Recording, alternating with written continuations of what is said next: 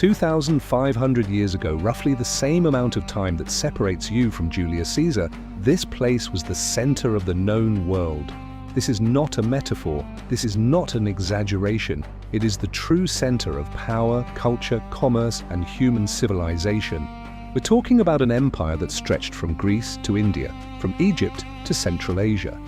An empire so vast that if you tried to walk across it from one end to the other, it would take you more than a year without stopping. And most people in the West have never heard the whole story. Why does Iran, a country that dominates the headlines for all the wrong reasons, carry the ghost of the greatest empire humanity has ever seen? Here's a fact that will immediately change your perspective. The Cyrus cylinder, often called the first charter of human rights in history, wasn't written by the Greeks or Romans, but by a Persian king on a clay cylinder around 539 before Christ. While historians debate whether it's a genuine declaration of rights or royal propaganda, its influence on the concept of human governance is undeniable, and it's on display at the British Museum right now. That's what we're here to talk about. In the next few minutes, we will embark on a journey through 2,500 years of Iranian history. We will see how a nomadic mountain tribe became the ruler of the world. We will see its fall not just once, but several times before Alexander the Great, the Arab armies, and the Mongol horsemen. And on each of those occasions, something extraordinary happened. Fasten your seatbelts, because this is the story they didn't teach you in school. Let's go back in time, a long time ago. Around 550 before Christ, a man named Cyrus, later known as Cyrus the Great, did something no one expected. He was the king of a small Persian tribe called the Achaemenids, based in what is now southwestern Iran. And in about 2 decades, he conquered the Median Empire, the Lydian Empire, which incidentally corresponds to present-day Turkey and is famous for being the kingdom of King Croesus, the richest man in history. And then the powerful Babylonian Empire, which encompassed most of present-day Iraq and Syria. How does a relatively small tribal kingdom manage to do this? 2 words: radical management. This is what set Cyrus apart from all the other conquerors of his time. When he conquered a people, he did not enslave them. He did not burn their temples. He did not force them to worship Persian gods or to speak Persian. In fact, when he entered Babylon in 539 before Christ, the city did not even resist. The gates were opened. The people welcomed him because the news had already spread. This Persian king truly respected them. The Cyrus cylinder, which we mentioned in the introduction, declares in the king's own words that he liberated enslaved peoples, allowed exiles to return home, and restored local temples and religious practices. Historians debate the extent of these claims, but the concept it represents was revolutionary for 500. The Jewish people who had been held captive in Babylon were freed by Cyrus and allowed to return to Jerusalem. The Bible calls him the Messiah. Think about it. A Persian Zoroastrian king, a fire worshipper by the standards of the time, is praised in the Hebrew Bible as God's chosen liberator. That is the cultural power of the Achaemenid approach. Now let's analyze what daily life was like at the height of this empire, because the numbers are staggering. At its peak, under the reign of Darius I, from 522 to 486, the Achaemenid Empire encompassed approximately 5.5 million square kilometers. It is estimated to have had 50 million subjects, representing about 44% of the world's population at the time. No empire in history has ever ruled such a large portion of humanity. Not Rome, not the Mongols, not the British Empire. The Achaemenids, in terms of percentage of the global population, occupied first place. How do you run such a gigantic empire without telephones, without computers, without even a printer? You build the most sophisticated administrative system the world has ever seen. Darius divided the empire into provinces called satrapies. Imagine them as megastates, each governed by a governor called a satrap, who was usually a trusted member of the royal family or the Persian nobility. But here's the genius of the strategy. Each satrap had a military commander and a financial officer who reported directly to the king, not to the satrap. It was an intrinsic system of checks and balances, 2,000 years before Montesquieu theorized about it. And then there was the road system, the royal road. It stretched for 2,700 kilometers from Susa, the administrative capital, to Sardis in present-day Turkey. Relay stations were set up every 25 to 30 kilometers, staffed with rested horses and riders. A message could travel the entire length of the road in 7 days. On foot, the same journey would take 90 days. Herodotus, the Greek historian, was so impressed that he wrote that neither snow, nor rain, nor heat, nor the darkness of night prevented the Persian messengers from completing their routes at full speed. Sound familiar? That phrase, or a version of it, has become the unofficial motto of the United States Postal Service, borrowed directly from a description of Persian mail carriers written 2,500 years ago. But wait, what was the empire really like? What was Persepolis, and why did Darius build it? Persepolis, Parsa in Old Persian, meaning city of Persia, was begun around 518 by Darius and completed by his son Xerxes. It was not the administrative capital, it was not where the empire was governed on a day-to-day basis. Persepolis was the ceremonial heart of the empire, the place where kings were crowned, where delegations from all corners of the known world came to pay homage during Nowruz, the Persian New Year, a celebration that, surprisingly, is still celebrated by more than 300 million people today. The workforce involved in construction was enormous, tens of thousands of workers, and here's a detail that impresses most people. We have the pay records, clay tablets found in Persepolis document workers' wages in silver and rations of grain and wine. Supervisors are listed, workers on paternity leave are documented. By 500, the Achaemenids already had the concept of paid work and documented labor rights at a time when most of the world still functioned purely on the basis of slavery. And there was also Persian engineering beyond the palaces. The Qanat, a subterranean irrigation system that the Persians perfected and exported throughout the empire, was a unique system. Imagine digging a slightly inclined tunnel that channels groundwater from aquifers in the mountains to arid plains, entirely gravity-fed, requiring no pumps and keeping the water cool underground to minimize evaporation. Some qanats built over 2,000 years ago are still in use in Iran today. UNESCO recognized them in 2016 as a World Heritage Engineering Achievement. Oh, and what about those old refrigerators we mentioned in the chorus? They are called yakchal, a Persian word for ice pit. Massive, dome-shaped structures built with a special heat-resistant mortar called saruj, made from sand, clay, egg whites, goat hair, and ashes. Thick walls, an underground storage chamber. In the middle of the desert, these structures were able to keep ice collected from the mountains in winter, refrigerated throughout the summer. The largest yakchal was over 18 meters high. This is a refrigeration technology from 400. The Persian Empire was not an ancient, primitive civilization, fumbling with swords and sandals. It was a sophisticated, multicultural, bureaucratic, and engineering-driven superpower. And then someone showed up and set everything on fire. His name was Alexander. He was 25 years old, and he was furious. What does a 25-year-old Macedonian king have against the most powerful empire on earth? The story goes back 150 years. In 480 before Christ, the Persian king Xerxes, son of Darius I, invaded Greece with one of the largest armies ever assembled in the ancient world. He burned Athens. He destroyed the Acropolis, including the original Parthenon, which hadn't even been completed yet. The Greeks never forgot. Thus, when Alexander the Great finished conquering the Greek city-states and decided to take the fight eastward, it wasn't just about conquest. There was a narrative, a story of revenge, and nothing convinces an army to embark on a brutal campaign like a good revenge story. The campaign began in 334. Alexander crossed into Persian territory in present-day Turkey, won his first major battle at the Granicus River, and then defeated the Persian king Darius III at Issus in 333 BC, a battle so decisive that Darius fled the battlefield, abandoning his family, including his mother, wife, and daughters, in their camp. Alexander, to his credit, treated the royal family with remarkable respect. He was playing the long game.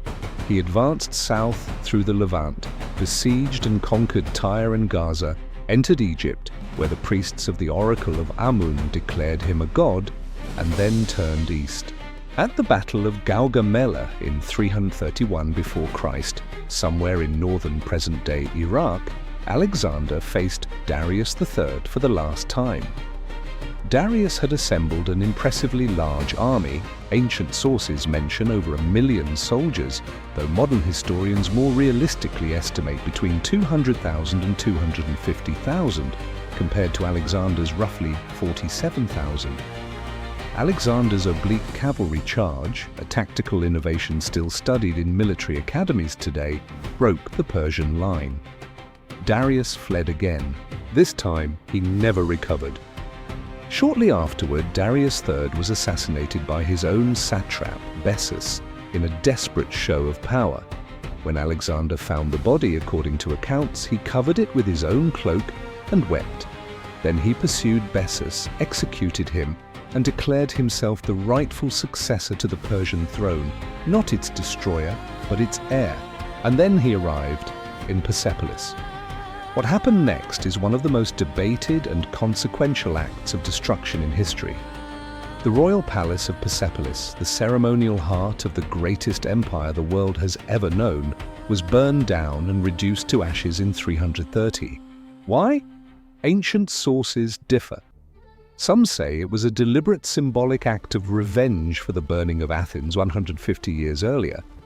Others, including the historian Diodorus Siculus, claim that an Athenian courtesan named Thais, drunk at a royal feast, convinced Alexander to set the city ablaze, and the soldiers, also drunk, agreed.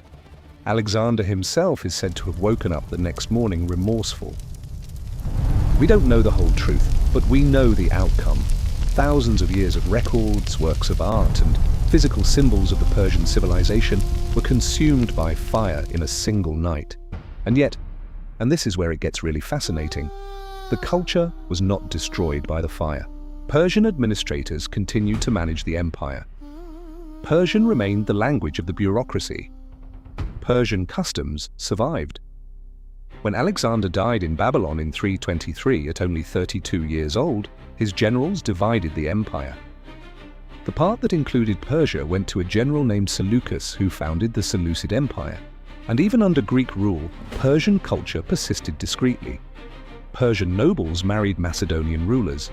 Persian religious practices, particularly Zoroastrianism, the ancient faith based on the cosmic battle between good and evil, light and darkness, continued.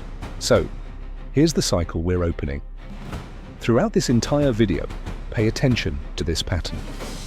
Every conqueror who takes Iran ends up being absorbed by Iran. It's not just a matter of survival. It's something more deliberate. We'll see this happen again, and again, and again. Seleucid rule lasted until approximately 247 before Christ, when a nomadic Iranian people from the northeastern steppes, the Parthians, began to quietly consolidate their power. In 141, the Parthians reconquered Mesopotamia. In 129, they expelled the Seleucids from Iran completely. The Persian Empire, which ruled from 247 to 224, is one of the most underrated powers in history. For nearly 500 years, they controlled the Silk Road. They were the intermediaries between Rome and China. Every piece of silk that arrived in Rome, every spice that traveled westward, every diplomatic letter between the Mediterranean world and East Asia, everything passed through Parthian territory. They collected taxes, they profited from it, they became spectacularly wealthy.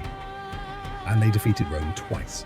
At the Battle of Carrhae in 53, Parthian forces annihilated a Roman army of 40,000 men led by Marcus Licinius Crassus, the richest man in Rome, a third member of the first triumvirate, alongside Julius Caesar and Pompey. Crassus died in the battle. The Parthians are said to have poured molten gold down his throat as a posthumous insult to his legendary greed. Rome would spend the next 200 years trying, and largely failing, to conquer Parthian territory.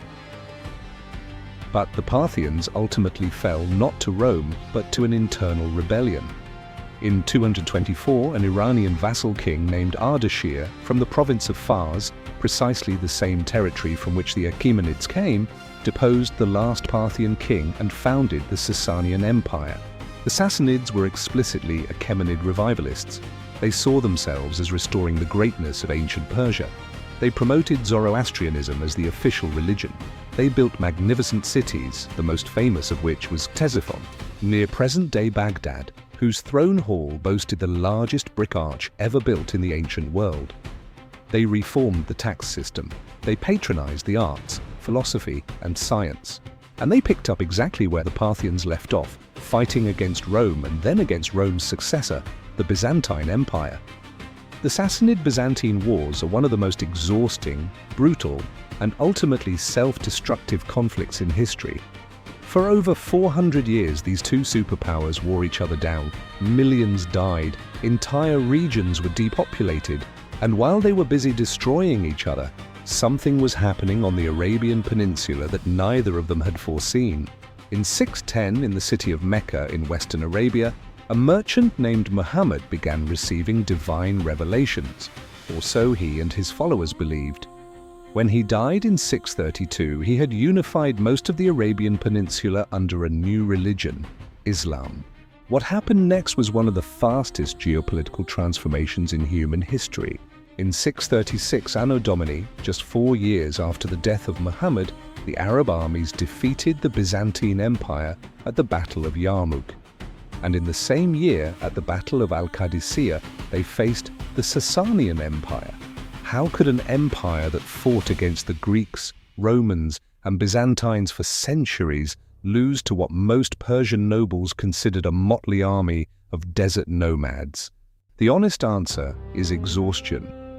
The Sasanian Empire had just emerged from a 26-year war against Byzantium, a conflict so destructive that the Persians briefly occupied Jerusalem, Alexandria, and the outskirts of Constantinople, only to be repelled in a Byzantine counter-offensive. The treasury was empty, the army was overstretched, the civilian population was exhausted from the war, and internal political instability had produced 10 different rulers in the last 4 years of the Sasanian Empire. When the Arab armies arrived at, well, I'm obviously not even going to try to pronounce that, the Persians possessed war elephants, superior armor, and centuries of military tradition. The Arabs had something more: absolute conviction, extraordinary cavalry tactics, and generals who had not spent the last 3 decades slowly bleeding on the Byzantine borders. The Persians lost decisively. Ctesiphon, the great Sasanian capital, fell in 637. The Arab general who entered the palace is said to have knelt and recited a verse from the Quran. The Persian king Yazdegerd III fled east, pursued by Arab armies, and was assassinated by a local miller somewhere in Khorasan, present-day northeastern Iran, in 651. The last Zoroastrian Persian Empire had come to an end, and now we come to the most important cultural dynamic in Iranian history. The Arab conquest was total militarily. But what about culturally? The Persians didn't just submit, they did something far more subversive. They Persianized Islam. Within 2 generations, Persian scholars, bureaucrats, poets, and theologians became the intellectual backbone of the Islamic world. The Abbasid Caliphate, which overthrew the Arab Umayyad Caliphate in 750, was strongly supported by the Persian nobility and based its administrative structure almost entirely on Sassanid models. The Abbasid capital, Baghdad, founded in 762, was built by Persian architects, administered by Persian officials, and shaped by Persian aesthetics. A Persian dynasty, the Barmakids, essentially ruled the Abbasid Caliphate for several decades as viziers, imagine a vizier, as a prime minister, before the caliph became apprehensive about their power and ordered the destruction of the entire family in 803. The Arabic language spread throughout the Islamic world. But in Persia, something remarkable happened. Persian did not die, it evolved. The new Persian, Dari or Farsi, emerged as a literary and administrative language in the 9th and 10th centuries, written in the Arabic alphabet, but carrying all the genetic legacy of the ancient Iranian languages. And this new Persian became the cultural language of the entire Islamic world, east of Baghdad, from Central Asia to India and Anatolia. Do you want to get an idea of the influence of Persian culture, even under Arab political rule? Here it is. The Arabian Nights. The Arabian Nights? The definitive work of Arabic storytelling known throughout the world? Its oldest main stories come from a Persian collection called Hazar Afsan, meaning 1,000 tales. Persian scholars translated it into Arabic. The structure, the narrative, Scheherazade herself, all of Persian origin. The great works of medieval Islamic science, algebra, optics, medicine, were largely written by Iranian scholars in Arabic. Al-Khwarizmi, whose name gave us the word algorithm and whose work gave us algebra, was Persian. Ibn Sina, known in the West as Avicenna, whose canon of medicine was the standard medical textbook in European universities for 600 years, was also Persian. Born in Bukhara, in present-day Uzbekistan, but writing within the Persian cultural tradition. Thus, we have this extraordinary paradox, a civilization that was militarily conquered, politically subordinated, but so culturally powerful that it shaped the intellectual history of the conqueror's civilization. But it wasn't all silent cultural resistance. Iran fragmented politically throughout the 9th and 10th centuries under the rule of various regional dynasties. The Samanids, in particular, were great patrons of Persian literature and culture. Under their rule, the poet Ferdowsi spent 30 years writing the Shahnameh, the Book of Kings, an epic poem of 60,000 verses that narrates the mythological and historical history of Persia from its creation to the Arab conquest. The Shahnameh is to Iran what Homer is to Greece, perhaps even greater. Iranian children still memorize it. Persian speakers throughout Iran, Afghanistan, and Tajikistan still quote it. It is the most powerful act of cultural preservation in world history. A poet, writing under political occupation, deciding that his people's history would not be erased. And then, just when Persian cultural life was reaching a new flourishing, the sky fell. At the beginning of the 13th century, the Mongols arrived. Genghis Khan's forces began invading Central Asia around 1219. What followed was, by most historical estimates, the greatest demographic catastrophe in Iranian history, and possibly in world history in terms of the proportion of the population destroyed. The cities of Merv, Nishapur, Herat, and Balkh, ancient, prosperous, and culturally magnificent cities that had existed for centuries, were reduced to rubble and mass graves. Merv, once one of the largest cities in the world, saw its population so thoroughly massacred that it never fully recovered. The historian and traveller Ibn Battuta passed through the region a century later and described fields of bones stretching to the horizon. Estimates of Iranian population loss during the Mongol invasions range from 50% to 75%. Some regions lost 9 out of 10 people. The elaborate Qanat irrigation systems, built over centuries and requiring constant maintenance, were destroyed. The farmland turned to desert. A civilization that had been continuously inhabited for millennia fell silent. And here's the question we need to analyze. How do we rebuild from this? The answer, surprisingly, follows the same pattern we saw before. The Mongol rulers of Iran, the Ilkhanate, converted to Islam in less than a generation. They became patrons of Persian art, poetry, and science. The Ilkhanid court in Tabriz became one of the most magnificent cultural centers in the world. Persian miniature painting reached its artistic peak under Mongol patronage. The historian Rashid al-Din, who served as vizier to the Ilkhanid rulers, produced the Jami al-Tawarikh, the Compendium of Chronicles, the most comprehensive world history written up to that time, financed by the Mongol rulers and written in Persian. The conquerors became patrons. The conquered became the culture.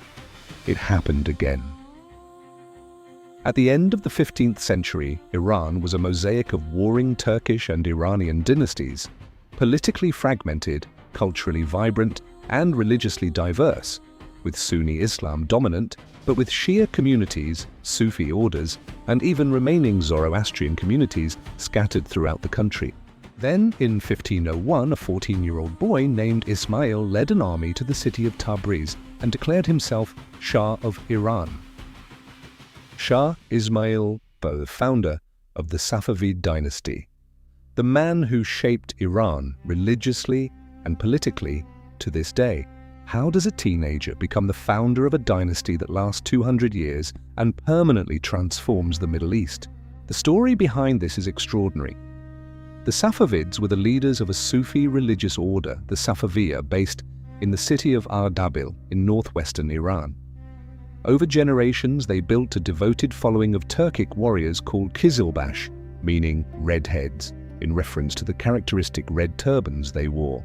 These were not just soldiers, they were religious devotees who believed that Ismail was literally a divine figure, a descendant of the Prophet Muhammad and a manifestation of God on earth. When Ismail's father and grandfather were killed by rival rulers, young Ismail spent years in hiding. He reappeared at age 13, rallied the Kizilbash armies, and began his conquest of Iran with a ferocity that left his enemies stunned. But here is the decision that changed the Middle East forever. At that time, most Iranians were Sunni Muslim, following the majority branch of Islam practiced in the Arab world, Central Asia, and the Ottoman Empire. Ismail made a deliberate choice to convert the entire nation to Twelver Shia Islam, and he did so by force. Sunni scholars who refused to convert were executed. Forced conversion was systematic. The religious landscape of Iran was transformed in a generation. Why did Ismail do that?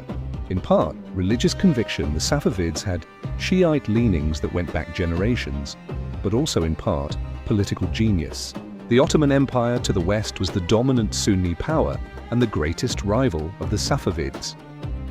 By making Iran distinctly Shia, Ismail created a religious frontier that was also a political one. Iran became different. Not just another part of a vast Sunni Islamic world, but a distinct civilization with its own religious identity, its own theology, its own clerical hierarchy, and its own reasons for resisting Ottoman domination. In the Battle of Chaldiran in 1514, the Ottomans, armed with artillery and gunpowder weapons that the Kizilbash cavalry lacked, decisively defeated Ismail. Ismail never psychologically recovered from the defeat. According to accounts, he spent the remaining years of his life in depression, hunting and drinking heavily. But the Shiite state survived. And it flourished most brilliantly under the reign of Shah Abbas I, Abbas the Great, who ruled from 1588 to 1629. Abbas is to the Safavid dynasty what Louis XIV was to France, what Augustus was to Rome, the king who transformed a kingdom into the golden age of a civilization. Abbas moved the capital to Isfahan, a city in central Iran, and rebuilt it from scratch. The result was one of the most beautiful cities ever built in human history. The central square of Isfahan, Naqsh-e-Jahan, still stands. It is one of the largest urban squares ever built, approximately 9 times larger than St. Mark's Square in Venice. Surrounding it are the Ali Kapu Palace, the Sheikh Lotfola Mosque, with a tiled dome so intricate it has no equivalent anywhere else in the world, and the imposing Shah Mosque, now a UNESCO World Heritage Site. It was built to impress, to amaze, to communicate power through architecture. Abbas reorganized the army, replacing the politically unstable Kizilbash with trained slave soldiers, the Ghulam, armed with muskets and artillery. He invited English and Dutch merchants to establish trade relations, bypassing the Ottomans. He attracted Armenian Christian artisans, forcibly removed from Anatolia, in an event that historians debate as either a pragmatic migration policy or an ethnic deportation, who brought with them expertise in silk weaving, making Iranian silk famous throughout Europe. Under Abbas's reign, Isfahan had approximately 500,000 inhabitants. European travelers described it as one of the most sophisticated cities in the world. The French jeweler Jean-Baptiste Tavernier wrote that Isfahan was certainly one of the most beautiful cities in Asia. So, what happened? How does a civilization at that peak end up in the situation Iran is in today? The Safavid decline was a silent catastrophe. Weak rulers succeeded Abbas the Great. The military power of the Qizilbash was never fully replaced. Religious conservatives, the Shia clergy, the ulama, gained increasing political influence. Economic mismanagement worsened, and in 1722 an Afghan tribal army under Mahmud Hotaki besieged Isfahan, starved the city to death, massacred thousands, and brought an end to the Safavid Dynasty. The pattern we had been observing, where conquerors absorbed Persian culture, was about to be tested by something different: the modern world. What followed was a century of chaos, rival dynasties, the Afghan occupation, the brilliant but brutal Nader Shah, who briefly rebuilt an empire stretching as far as India, and finally the Qajar dynasty in 1794, which ruled until 1925. The Qajars presided over a period of growing European influence, Russia and Great Britain vying for power in what became known as the Great Game. Iran lost territory to Russia in the treaties of Gulistan 1813 and Turkmenchay 1828. British influence dominated the south. The country was divided into informal spheres of influence. In 1908, oil was discovered in southwestern Iran, the first major oil discovery in the Middle East. The Anglo-Persian Oil Company was formed. Great Britain took the lion's share of the profits. Iran received a small percentage. This arrangement would drag on for decades. The Qajar dynasty was succeeded by Reza Shah Pahlavi in 1925, who launched a rapid modernization program inspired by Ataturk's Turkey. Secularization, Western dress codes, infrastructure development, and centralization of power. His son, Mohammad Reza Shah, continued this trajectory after World War II. And then comes 1951 and Mohammad Mossadegh. Mossadegh was Iran's democratically elected prime minister, a nationalist, a lawyer, and a man with a grand idea. Iran's oil should belong to Iran. In 1951, his government nationalized the Anglo-Iranian Oil Company. Great Britain and the United States were not at all pleased. In 1953, in an operation codenamed Ajax by the CIA and Boot by British intelligence, the elected government of Iran was overthrown in a coup d'etat. Mossadegh was arrested, tried, and spent the rest of his life under house arrest. The Shah was restored to absolute power. That's a fact. It's documented. The CIA itself acknowledged it in declassified documents released in 2013. Why does this matter? Why, 70 years later, do Iranians still mention 1953? Because it is the fundamental wound of modern Iranian political identity. The moment when Iran attempted to exercise democratic sovereignty over its own resources, and the West removed its government. All subsequent anti-American sentiment in Iran, every cry of death to America, every suspicion of Western motives, all of that stems directly from that moment. The Shah, restored to power with American support, ruled with increasing autocracy during the 1960 and 1970. His secret police, Savak, trained in part by the CIA and Mossad, was feared and hated. Economic modernization created a middle class that desired political rights the Shah refused to grant. Religious conservatives, led by Shiite clerics, opposed Western cultural influence. Leftists opposed the Shah's pro-American alignment. In 1979, all these groups united in what is arguably the most ideologically diverse revolution in modern history. In January 1979, the Shah fled Iran.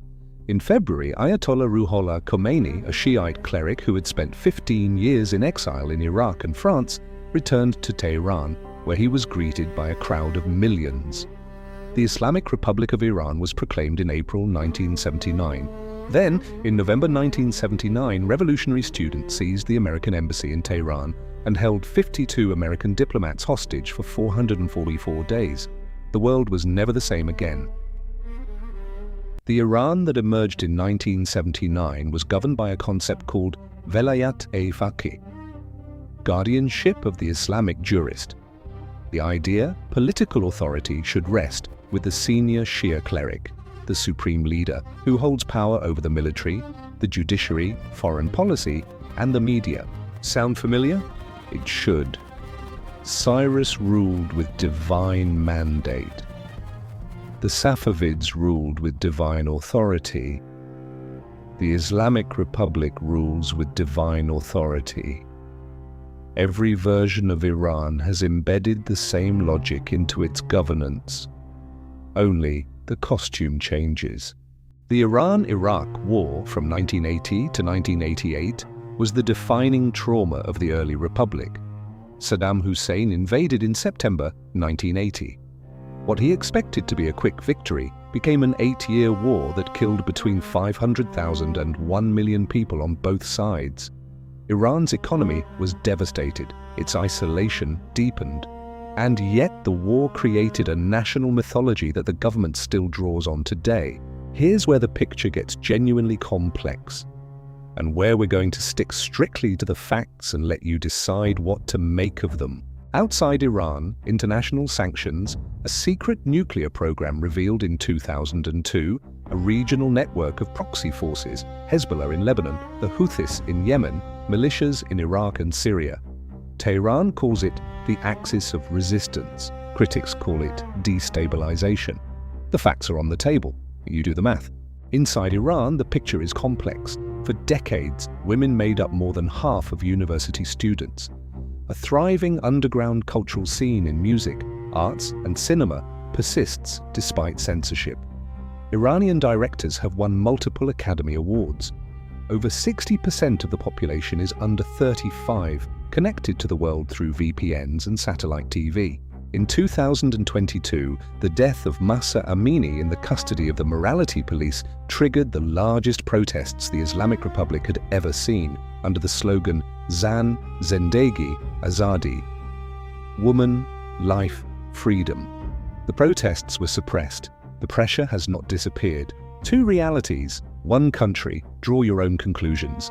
2,500 years, and here's what remains. The Cyrus cylinder, the royal road, the Qanat, algebra, the medical canon, the Shahnameh, the domes of Isfahan, Nowruz, still celebrated by 300 million people every spring, from Tehran to Toronto, and a pattern repeated so many times it becomes impossible to ignore.